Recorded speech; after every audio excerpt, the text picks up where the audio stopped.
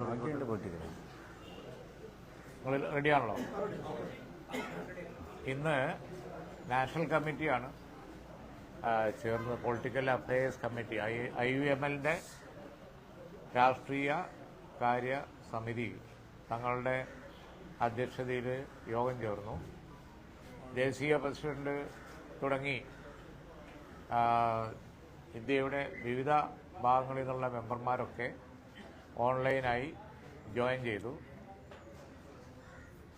ഇപ്പോൾ കറണ്ടായിട്ടുള്ള ഏറ്റവും വലിയ വിഷയം എന്ന് പറയുന്നത് വരാൻ പോകുന്ന ക്ഷേത്ര ഉദ്ഘാടന പരിപാടിയുമായി ബന്ധപ്പെട്ട വിഷയം ഞങ്ങൾ ചർച്ച ചെയ്തു. തീർച്ചയായും വിശ്വാസത്തിനോ അല്ലെങ്കിൽ വിവിധ ജനവിഭാഗങ്ങളുടെ ആരാധനാ സ്വാതന്ത്ര്യത്തിനോ ഒന്നും പാർട്ടി എതിരല്ല. മാത്രമല്ല, അത്തരം കാര്യങ്ങളിലൊന്നും ഞങ്ങൾ ഇന്റർഫിയർ ചെയ്യാറുമില്ല. കോടതി വിധി വന്നതിന് ശേഷം അത് സംബന്ധിച്ച് അഭിപ്രായങ്ങളൊക്കെ IUML നേരത്തെ പറഞ്ഞതാണ്. പക്ഷേ ഇവിടെ കേവലം ഒരു ആരാധന തുടങ്ങുന്നതോ അല്ലെങ്കിൽ വർഷിപ്പ് തുടങ്ങുന്നതോ ഒന്നുമല്ല. വരാൻ പോകുന്ന പാർലമെന്റ് തെരഞ്ഞെടുപ്പിന്റെ ഒരു രാഷ്ട്രീയ ഉദ്ഘാടനം ആക്കുന്ന തരത്തിലാണ് കേന്ദ്രം ഭരിക്കുന്ന BJP ഇതിനെ കൊണ്ടുപോയിക്കൊണ്ടിരിക്കുന്നത്. പ്രധാനമന്ത്രി ബാക്കിയുള്ളവരും ഒക്കെ ക്ഷേത്ര ഉദ്ഘാടനവുമായി ബന്ധപ്പെട്ട് നടത്തിക്കൊണ്ടിരിക്കുന്ന രാഷ്ട്രീയ പ്രചരണം അത് അടുത്ത പാർലമെന്റ് ഇലക്ഷൻ ലക്ഷ്യം വെച്ചുകൊണ്ട് ഉള്ളതാണ്. ഹൈന്ദവ സമുദായത്തിന്റെ വിശ്വാസത്തെയും അതുപോലെ തന്നെ ആരാധനാ സ്വാതന്ത്ര്യത്തെയൊക്കെ ലീഗ് അങ്ങേയറ്റം ബഹുമാനിക്കുന്നു. അത് സംബന്ധിച്ച് ഞങ്ങൾ അഭിപ്രായം പറയുന്ന പ്രശ്നമില്ല.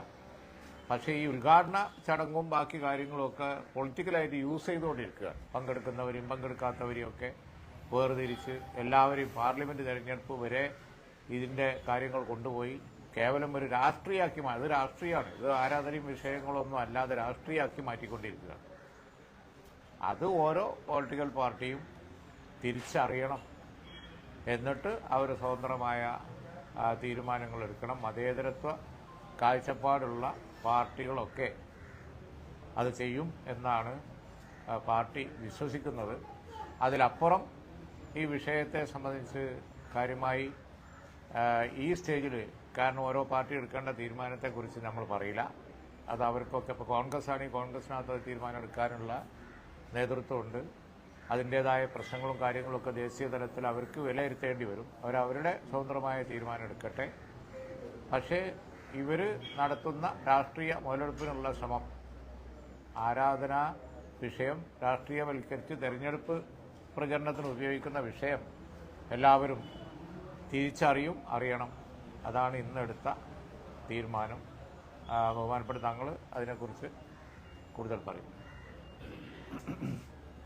പറഞ്ഞതുപോലെ സത്യത്തിൽ ഇതൊരു വിവാദമാക്കേണ്ട കാര്യം തന്നെ ഇല്ല എന്ന് എനിക്ക് തോന്നുന്നത്. പക്ഷേ BJP ഇതിപ്പോൾ രാഷ്ട്രീയമായ ഒരു നേട്ടത്തിന് വേണ്ടി ആണ് അവരത് ഉപയോഗിക്കുന്നത്. ആരാധനാലയങ്ങൾ അതെല്ലാവർക്കും വിശ്വാസികളുടെ വിശ്വാസത്തിൻ്റെ ഭാഗമാണ്. മുസ്ലിങ്ങൾക്ക് പള്ളി എന്ന പോലെ ഹൈന്ദവ സമൂഹത്തിന് ക്ഷേത്രങ്ങൾ, ക്രൈസ്തവ സമൂഹത്തിന് ചർച്ചകൾ, ഗുരുദ്വാരകൾ, സിഖുകാർക്ക്, അങ്ങനെ ഓരോ വിഭാഗത്തിനും അവരുടെ ആരാധനാലയങ്ങൾ സുപ്രധാനമാണ്, പുണ്യമാണ്.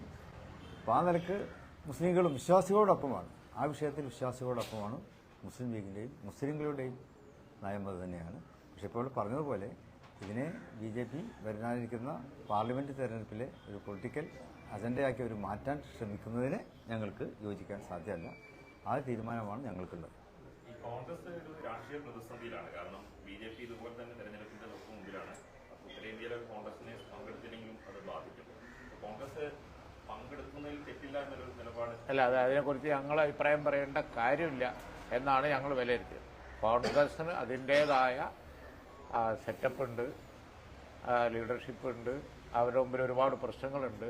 അത് അവർ സ്വതന്ത്രമായ തീരുമാനം എടുക്കട്ടെ. ഓരോ പാർട്ടി, കോൺഗ്രസ് മാത്രം, ഇന്ത്യ മുന്നണിയിലെ പൊളിറ്റിക്കൽ പാർട്ടീസൊക്കെ ഉണ്ടല്ലോ, ഒരു മുന്നണിയാണ്.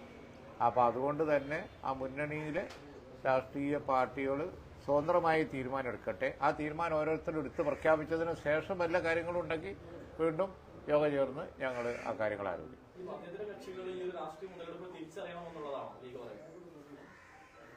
അങ്ങനൊന്നും ഞങ്ങൾ ഉപയോഗിച്ച വാക്ക് തന്നെ വളരെ ക്ലിയറാണ്. ഇനി അതിന് വേറൊരു വ്യാഖ്യാനം ആവശ്യമില്ല.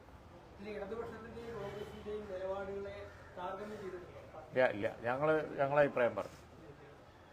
ഈ സ്റ്റേജിൽ മറ്റ് രാഷ്ട്രീയ പാർട്ടികൾ എന്ത് ചെയ്യണമെന്നോ ചെയ്യണ്ടെന്നോ അവർ പറഞ്ഞതിനെ കുറിച്ചോ ഒന്നും ഞങ്ങൾ ഈ ഒരു വിഷയം ഇന്ത്യയുടെ ഒരു സാമൂഹ്യ ചുറ്റുപാടിൽ വളരെ സെൻസിറ്റീവ് ആയതുകൊണ്ട് അത്തരം കാര്യങ്ങളിൽ ഒന്നും ഞങ്ങൾ അഭിപ്രായങ്ങൾ പറയുന്നില്ല. ഓരോ പാർട്ടിയും അവരുടെ അഭിപ്രായങ്ങൾ സ്വതന്ത്രമായി തീരുമാനിച്ചതിന് ശേഷം സിറ്റുവേഷൻ നോക്കി നമുക്ക് കൂടുതൽ എത്തേണ്ടെങ്കിൽ കാണാം. ഓക്കെ. സെക്രട്ടറി ബിനോയ് വിശ്വം എന്ന് പറഞ്ഞിട്ട് കോൺഗ്രസ് പങ്കെടുക്കാൻ പാടില്ല. അപ്പം അതിലൊക്കെ ഈ ഒരു രാഷ്ട്രീയം അതെ, നമ്മൾ നേരത്തെ പറഞ്ഞതിൽ കൺഫൈൻ ചെയ്ത് നിൽക്കുമ്പോൾ